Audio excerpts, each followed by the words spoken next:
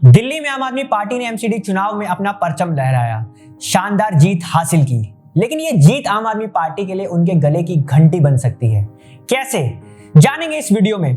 नमस्कार, मेरा नाम है ऋषभ सजवान और आप लोग देख रहे हैं दी लोकसभा। आम आदमी पार्टी के लिए दिल्ली नगर निगम की सत्ता मिलना दो धारी तलवार जैसा है।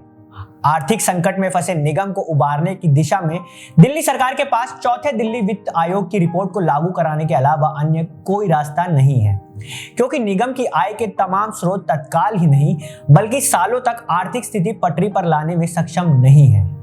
वहीं रिपोर्ट लागू होने पर दिल्ली सरकार की आर्थिक स्थिति बिगड़ जाएगी।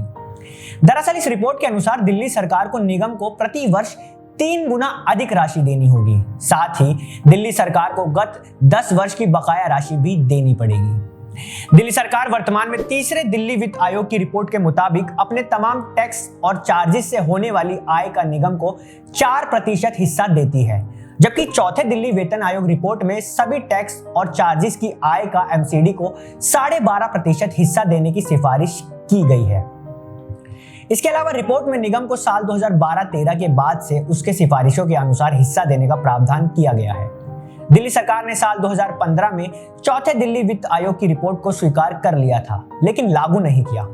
इस दौरान दिल्ली सरकार ने तर्क दिया था कि केंद्र सरकार की आय से उसे पूरा हिस्सा नहीं मिल रहा है, इस कारण वह इस रिपोर्ट के तहत एमसीडी को अपनी आय का हिस्सा नहीं दे सकती।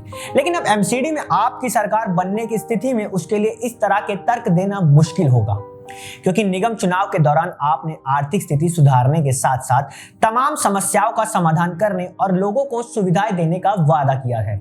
निगम को तीसरे दिल्ली वित्त आयोग की रिपोर्ट के तहत अभी दिल्ली सरकार से प्रति वर्ष करीब 3000 करोड़ रुपए मिलते हैं, जबकि चौथे दिल्ली वित्त आयोग की रिपोर्ट लागू होने पर प्रति वर्ष करीब 9000 करोड़ रुपए मिलेंगे।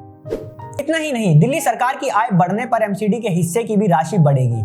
इसके अलावा एमसीडी को दिल्ली सरकार से गत 10 वर्षों के बकाया के तौर पर उसकी प्रतिवर्ष की आय के तहत करीब 40,000 करोड़ रुपए भी मिलेंगे।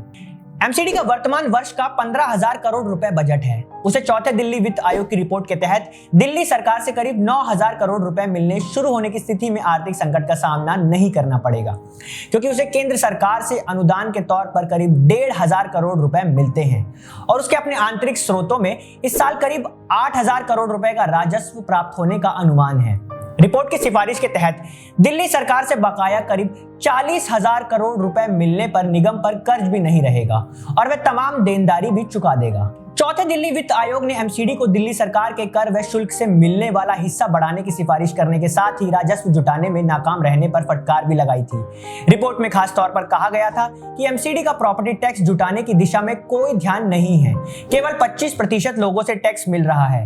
ये टैक्स भी लोग स्वयं देने के लिए उनके पास आते हैं। इसके अलावा एमसीडी को आय के नए स्रोत पैदा करने की भी सलाह दी थी, मगर रिपोर्ट आए हुए 7 साल बीत जाने के बावजूद एमसीडी ने अपनी आर्थिक मजबूत करने की दिशा में कोई ठोस कदम नहीं उठाए। तो ये थी आज की वीडियो। कैसी लगी हमें कमेंट सेक्शन में जरूर बताएं।